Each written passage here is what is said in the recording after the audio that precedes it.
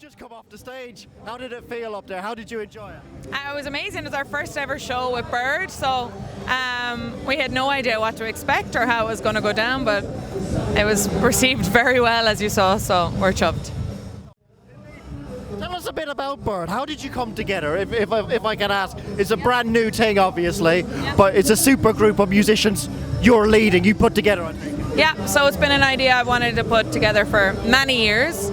Main idea was to bring some of Ireland's best young female traditional musicians together and create a supergroup of all female led, not just the musicians but the crew, the designers. We're all wearing Irish design today as well, different designers, and we've a female sound and lights and tech crew as well.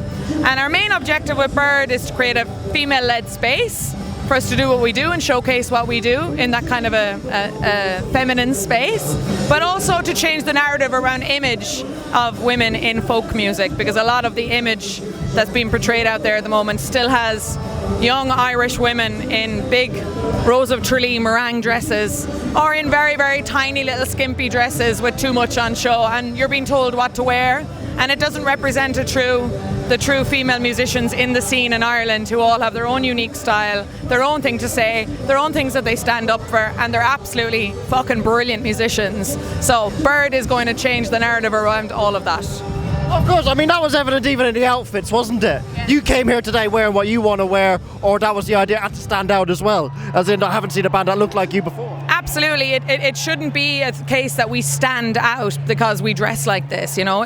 This is something that artists do to express themselves, and it's just not been done in trad, and specifically not for females in trad, so that's what we're going to do. Indeed, I'm going to say something before it's been said about you before. You've even said it, being a disgrace to the tradition, whatnot. You kind of make light of that kind of comment, don't you? Because for you it's music, and it should be mixed, and it should be experimented with, and you shouldn't be so precious with it, basically. Isn't that your ethos? Yeah, well, it's not even to be so precious of it. It's very important to have gatekeepers at either side of the spectrum.